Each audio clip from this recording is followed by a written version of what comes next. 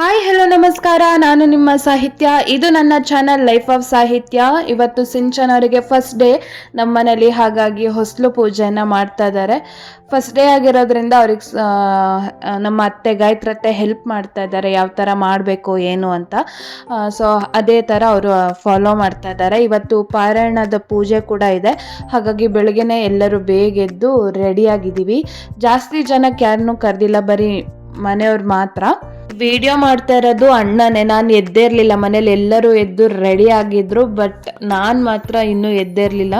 So ಹೇಳೋದ್ರಲ್ಲಿ ನನಗೂ ಉದಾಸೀನೇ. ಹಾಗಾಗಿ ನಂಗೆ ಇದೆಲ್ಲ ಪೂಜೆ, ಹೊಸಲು ಪೂಜೆ ಎಲ್ಲ ಅವ್ರು ಮಾಡ್ತಿದ್ದಾರೆ ಅಂತ ನನಗೆ ಗೊತ್ತೇ ಇರಲಿಲ್ಲ. ಅಣ್ಣ ವಿಡಿಯೋ ಕಳಿಸಿ ಹೇಳಿದ್ದ, ಆವಾಗ ಗೊತ್ತಾಗಿದ್ದು, ಹೋ ಈ ಥರದ್ದೆಲ್ಲ ಶಾಸ್ತ್ರ ಇದೆಯಾ ಅಂತ ಅಂದ್ಬಿಟ್ಟು. ಯಾಕೆಂದರೆ ನನ್ನ ಮದುವೆ ಆಗಿದ್ದು ಹೊಸದ್ರಲ್ಲಿ ನಾನು ಹೊಸಲು ಪೂಜೆನೂ ಮಾಡಿರಲಿಲ್ಲ. ಮತ್ತು ಕೆಲವ್ರ ಮನೇಲಿ ಸ್ವೀಟ್ ಮಾಡ್ಕೊಡೋಕ್ಕೆಲ್ಲ ಹೇಳ್ತಾರಲ್ವ, ಆ ಥರದ್ದು ಏನು ನಮಗೆ ಮಾಡಿಸಿರ್ಲಿಲ್ಲ. ಆ್ಯಂಡ್ ಸಿಂಚನವರಿಗೂ ಆ ಥರದ್ದಿಲ್ಲ, ಪುಣ್ಯ. ಇಲ್ಲಾಂದರೆ ಮದುವೆ ಆಗಿ ಹೊಸ್ತು ಮತ್ತು ಹೊಸ ಜನ, ಹೊಸ ಮನೆ, ಏನಾದ್ರು ಸ್ವೀಟ್ ಮಾಡೋದ್ರೆ ಅಡುಗೆ ಗೊತ್ತಿಲ್ಲ ಅಂದರೆ ನರ್ವಸ್ ಆಗೋದಂತೂ ಗ್ಯಾರಂಟಿ. ಸೊ ಸಿಂಚನವ್ರ ಜೊತೆ ಅತ್ತಿಗೆ ಮತ್ತು ಅವರ ಸಿಸ್ಟರ್ ಬಂದಿದ್ದರು. ಅತ್ತಿಗೆ ತುಂಬ ಕ್ಲೋಸ್, ಚೆನ್ನಾಗಿ ಮಾತಾಡಿಸ್ತಾರೆ ಆ್ಯಂಡ್ ವೈಬ್ ಚೆನ್ನಾಗಿ ಮ್ಯಾಚ್ ಆಗುತ್ತೆ. ನನ್ನ ವೀಡಿಯೋಸ್ ಅವರು ನೋಡ್ತೀನಿ ಅಂತ ಹೇಳಿದರು. ಸೊ ಹಾಗಾಗಿ ನನಗೆ ಒಂಥರ ಖುಷಿ.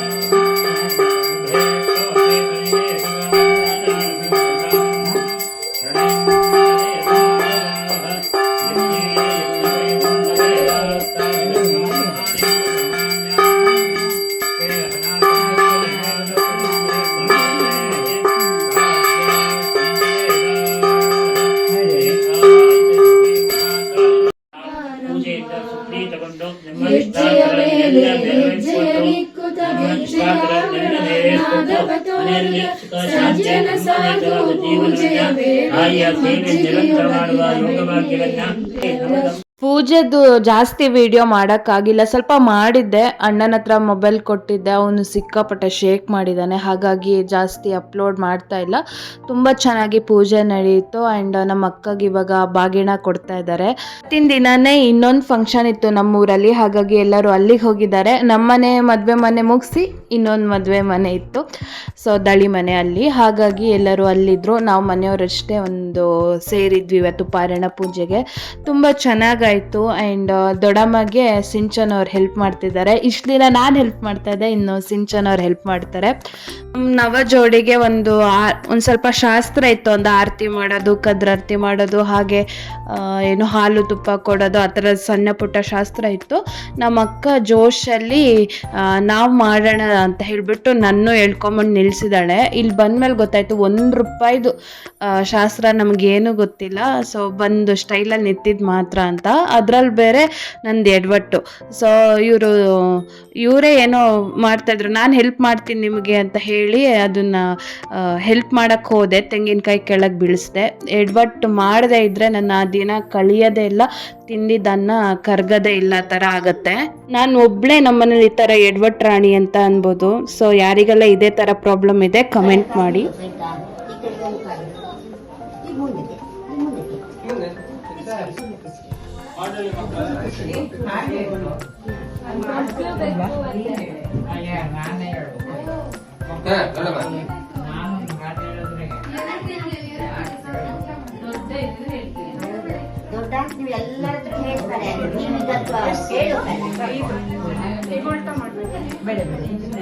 ಗುಂಡಿ ದೊಡ್ಡಮ್ಮ ಗಾಯತ್ರತ್ತೆ ಎಲ್ಲ ಹೇಳ್ಕೊಡ್ತಾ ಇದ್ರು, ಹಾಗಾಗಿ ಒಂದು ಜೋಶಲ್ಲಿ ಮಾಡಾಯಿತು.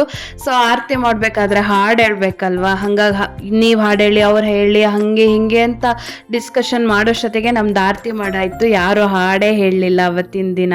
ಸೊ ಅದೇ ಡಿಸ್ಕಷನ್ ಆಗ್ತಾ ಇದೆ ಇವಾಗ. ಇನ್ನೊಂದು ವಿಷಯ ಏನು ಗೊತ್ತಾ, ಇವತ್ತಿನ ದಿನ ನಾನು ಅಕ್ಕ ಹುಟ್ಟಿದ್ದು ನಮ್ಮ ದೊಡ್ಡಮ್ಮನ ಸೀರೆನೇ. ಸೊ ನಮಗೆ ಏನೋ ಒಂಥರ ಒಂದು ದಿನಕ್ಕಾದ್ರೂ ನಮ್ಮ ದೊಡ್ಡಮ್ಮನ ಸೀರೆ ಉಟ್ಬಿಡ್ಬೇಕು ಅಂತ. ದೊಡ್ಡಮ್ಮ ಹೇಳ್ತಾ ಇದ್ರು, ನಿಮ್ಮ ಹತ್ರನೇ ಇದೆಯಲ್ಲ ಸೀರೆ, ಹೊಸ ಸೀರೆ ಅದೇ ಉಡಿ ಅಂತ.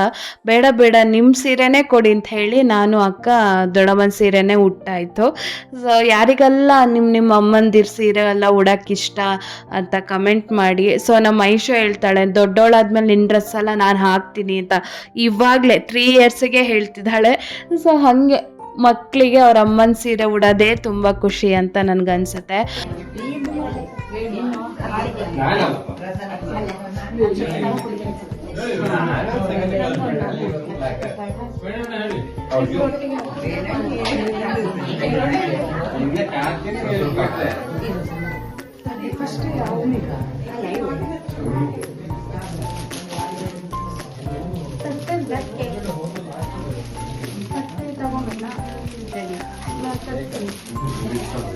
ಒಂದು ನಿಮಿಷ ಪಾಸ್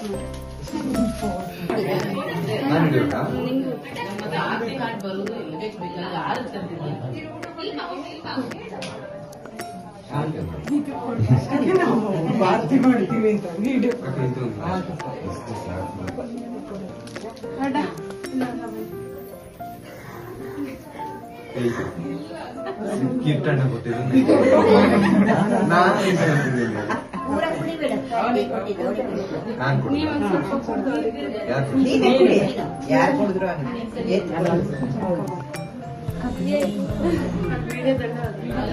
ಪಾಸ್ ಮಾಡುವ ಯಾಕೆ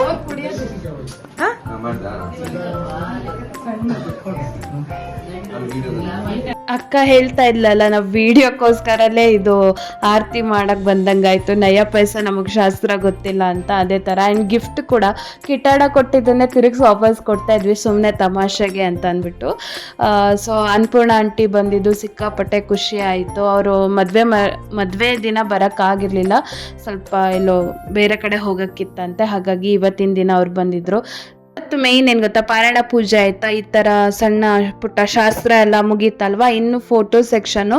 ಯಾಕೆಂದರೆ ಮದುವೆ ದಿನ ನೆಟ್ಟಿಗೆ ಒಂದು ಗ್ರೂಪ್ ಫೋಟೋ ಇಲ್ಲ, ಅಣ್ಣನ ಜೊತೆ ನಂದು ಫೋಟೋ ಇಲ್ಲ, ಅಕ್ಕನ ಫೋಟೋ ಇಲ್ಲ, ಎಂಥದ್ದು ಇಲ್ಲ.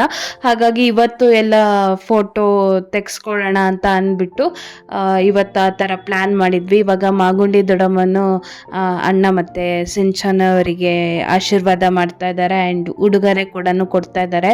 ಸೊ ದೊಡ್ಡಮ್ಮ ನನಗೆ ಹೇಳಿದರು, ಮಾಗುಂಡಿ ದೊಡ್ಡಮ್ಮ, ನಾನು ಸೀರೆ ತಂದಿದ್ದೆ ಸಿಂಚನವರಿಗೆ, ಸೊ ಮದುವೆ ದಿನ ಕೊಡಕ್ಕೆ ಹೋಗಬೇಡ, ಯಾಕೆಂದರೆ ಅದು ಕೊಟ್ಟರೆ ಅಲ್ಲಿ ಅವತ್ತು ನಮ್ಮ ಮನೆಗೆ ವಾಪಸ್ ತರ್ತೀವಲ್ಲ, ಲಗೇಜ್ ಎಲ್ಲ ಜಾಸ್ತಿ ಆಗುತ್ತೆ, ಮನೆಯವರೆಲ್ಲ ಹೆಂಗು ಪಾರಾಯಣ ಪೂಜೆ ಇರುತ್ತಲ್ಲ ಅವತ್ತಿನ ದಿನನೇ ಕೊಡೋಣ ಅಂತ ಅಂದ್ಬಿಟ್ಟು. ಹಾಗಾಗಿ ಸೊ ನಾನು ಕೊಡೋಕ್ಕೆ ಪ್ಲ್ಯಾನ್ ಮಾಡೋಕ್ಕೆ ಹೋಗ್ತಾ ಇದ್ದೆ.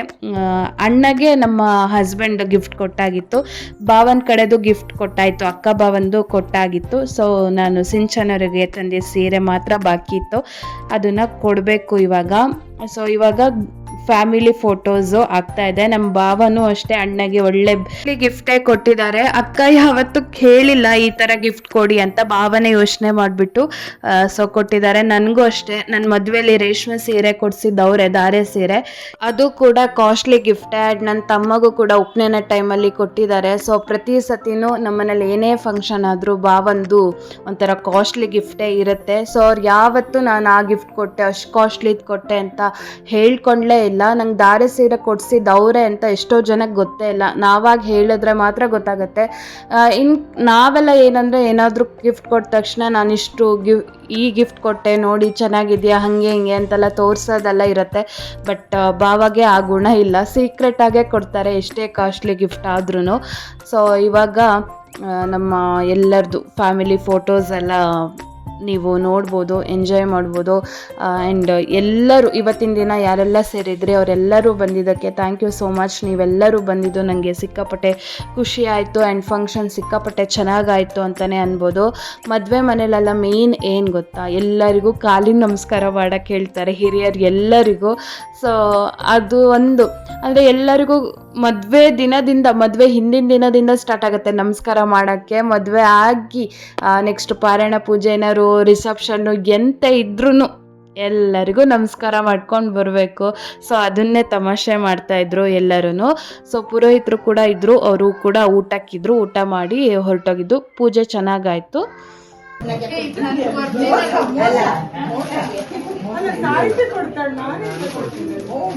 ಸರಿ, thanks. ಇಲ್ಲ ಇಲ್ಲ ಇಲ್ಲ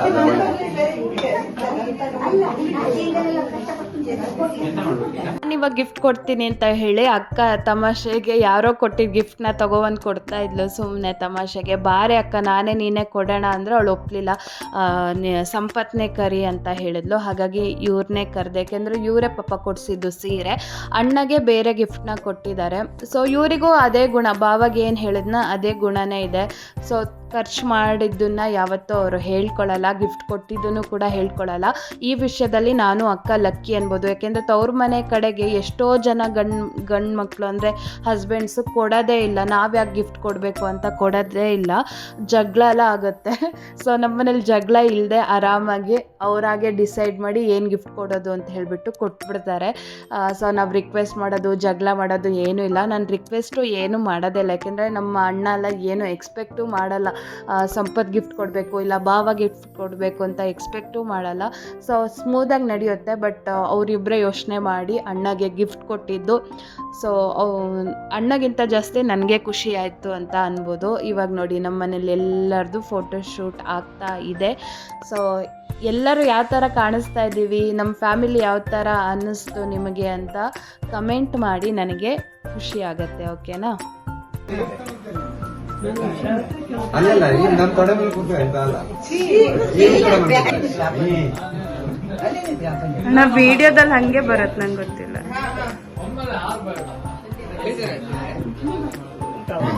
ಇಲ್ಲಿ ಬ್ರಾನ್ಸ್ ಆಗುತ್ತೆ. ಮತ್ತೆ ಮನೆ ಹತ್ರ ಜಗದೀಶ ಒಂಚೂರು ಬರಕ್ ಬಿಡ್ತಿಲ್ಲ.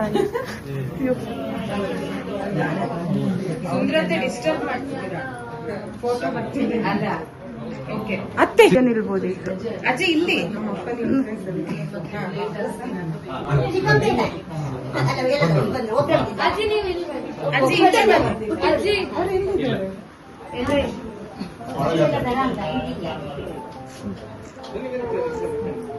ಫೋಟೋ ಸೆಕ್ಷನ್ ಎಲ್ಲ ಮುಗೀತಾ, ಇವಾಗ ಬ್ಯಾಟಿಂಗ್ ಸೆಕ್ಷನ್ನಿಗೆ ಬಂದಿದ್ದೀವಿ. ಸೊ ಇವಾಗ ಬಡಿಸೋ ಕಾರ್ಯಕ್ರಮದಲ್ಲಿ ನಾನಿದ್ದೀನಿ. ನಾನು ವೇಣಣ್ಣಗೆ ಹೆಲ್ಪ್ ಮಾಡ್ತಾ ಇದ್ದೀನಿ. ನೀವು ನೋಡ್ತಾ ಇರ್ಬೋದು ಅಣ್ಣನೇ ಬಡಿಸ್ತಾ ಇರೋದು. ಸಾಮಾನ್ಯವಾಗಿ ನಾನು ಊಟದ ಮನೆಯಲ್ಲಿ ಬೇರೆ ಫಂಕ್ಷನಲ್ಲಿ ಎಲ್ಲೂ ಬಡ್ಸಕ್ಕೆ ಹೋಗಲ್ಲ, ಯಾಕೆಂದರೆ ಊಟ ಬೇರೆ ಮಾಡಿರಲ್ವ, ಕೈಯೆಲ್ಲ ಶಿವರ್ ಆಗುತ್ತೆ ನನಗೆ. ಬಡಿಸ್ಬೇಕಾದ್ರೆ ಎಡ್ವಟ್ ಮಾಡೇ ಮಾಡ್ತೀನಿ. ನಮ್ಮ ಮನೇಲೇ ಫಂಕ್ಷನ್ ಆಗಿರೋದ್ರಿಂದ ಸಣ್ಣ ಪುಟ್ಟ ಹೆಲ್ಪ್ ಮಾಡ್ತೀನಿ ಅಷ್ಟೇ. ನೀರು ಹಾಕೋದಾಗಿರ್ಬೋದು, ಇಲ್ಲ ಉಪ್ಪು ಬಡಿಸೋದು, ಅಥವಾ ಈ ಥರ ಅಣ್ಣ ಇವಾಗ ಹೆಲ್ಪಿಗೆ ಕರೆದ್ನಲ್ವ, ಈ ಥರ ಸಣ್ಣ ಪುಟ್ಟದಕ್ಕೆ ಹೋಗ್ತೀನಿ. ಮತ್ತೆ ನಾಳೆ ರಿಸೆಪ್ಷನ್ ಇರೋದ್ರಿಂದ ಸಿಂಚನ್ ಅವ್ರನ್ನ ಅಣ್ಣನ ಕರ್ಕೊಂಡು ಹೋಗೋಕ್ಕೆ ಹುಡುಗಿ ಮನೆ ಕಡೆಯವರು ಬಂದಿದ್ರು.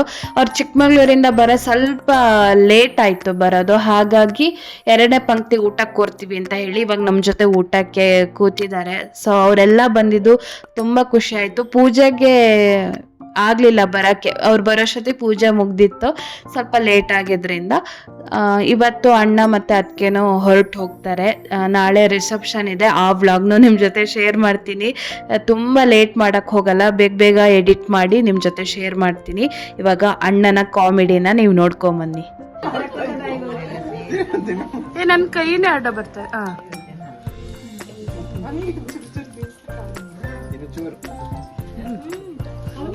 ಅವ್ರಿಗೆ ತಿನ್ಸಿ.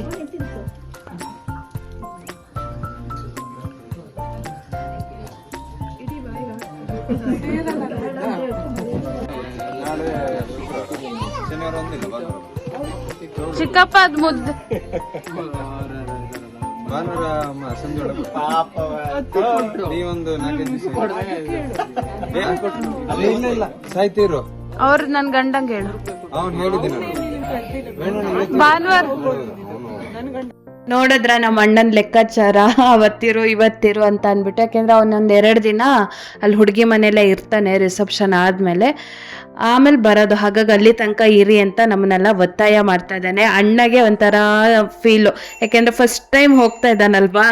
ಮತ್ತು ಅವನು ಸಾಮಾನ್ಯ ಬೇರೆಯವ್ರ ಮನೇಲಿ ಉಳ್ದಲ್ಲ ಅಭ್ಯಾಸ ಇರಲ್ವಲ್ಲ. ಹೆಣ್ಣಿಗೆ ಹೆಂಗೆ ಅನಿಸುತ್ತೆ ಹಾಗೆ ಗಂಡಿಗೂ ಅನಿಸುತ್ತೆ 2 ದಿನ ಹೋಗಿ ಬರೋಕ್ಕೆ. ಸೊ ಅಣ್ಣಗೆಲ್ಲರೂ ಬಾಯ್ ಬಾಯ್ ಅಂತ ಹೇಳಿ ಹುಡುಗಿ ಮನೆಯವ್ರನ್ನೆಲ್ಲ ಇವಾಗ ಕಳಿಸ್ಕೊಡ್ತಾ ಇದ್ದೀವಿ. ಊಟ ಎಲ್ಲ ಆಗಿ ಸ್ವಲ್ಪ ಹೊತ್ತು ರೆಸ್ಟ್ ಮಾಡಿ ಇವಾಗ ಹೊರಡ್ತಾ ಇದ್ದೀವಿ. ಇಲ್ಲಿ ಜೀಪಲ್ಲೇ ಹೋಗ್ಬೇಕು, ಅಲ್ಲಿ ಮೇಲೆ ಕಾರಿಗೆ ಶಿಫ್ಟ್ ಆಗ್ತಾರೆ ಆ ಥರ.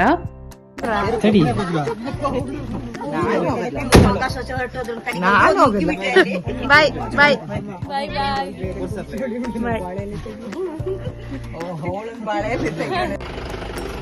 ಬಾಯ್. ಎಲ್ಲರೂ ಹೊರಟೋದ್ರ, ಮನೆಯವ್ರು ಮಾತ್ರ ನಾವಿಷ್ಟೇ ಜನ ಇದ್ದಿದ್ದು. ಸ್ವಲ್ಪ ಬೋರ್ ಆಗ್ತಾ ಇತ್ತು. ಮತ್ತು ಉಳ್ದಿದ್ದ ಕೆಲಸ ಎಲ್ಲ ಮಾಡಿ ಇನ್ನು ಈ ವ್ಲಾಗ್ನ ಎಂಡ್ ಮಾಡೋಣ ಅಂತ ಅಂದ್ಕೊಂಡೆ. ನಾಳೆ ರಿಸೆಪ್ಷನ್ ವ್ಲಾಗ್ನ ಹಾಕ್ತೀನಿ, ನೋಡಿ ಎಂಜಾಯ್ ಮಾಡಿ. ಇವತ್ತಿನ ವ್ಲಾಗ್ ಯಾವ ಥರ ಇತ್ತು, ಏನು ಅನಿಸ್ತು ಅಂತ ಕಮೆಂಟ್ ಮಾಡಿ. ಇಷ್ಟ ಆದರೆ ಲೈಕ್ ಮಾಡಿ, ಶೇರ್ ಮಾಡಿ, ಕಮೆಂಟ್ ಮಾಡಿ, ಸಬ್ಸ್ಕ್ರೈಬ್ ಮಾಡಿ, ನನ್ನ ಚಾನಲ್ಗೆ ಸಪೋರ್ಟ್ ಮಾಡಿ. ನಾನು ಮುಂದಿನ ವ್ಲಾಗಲ್ಲಿ ಸಿಗ್ತೀನಿ. ಅಲ್ಲಿ ತನಕ ಎಲ್ಲರಿಗೂ ಬಾಯ್ ಬಾಯ್, ನಮಸ್ಕಾರ.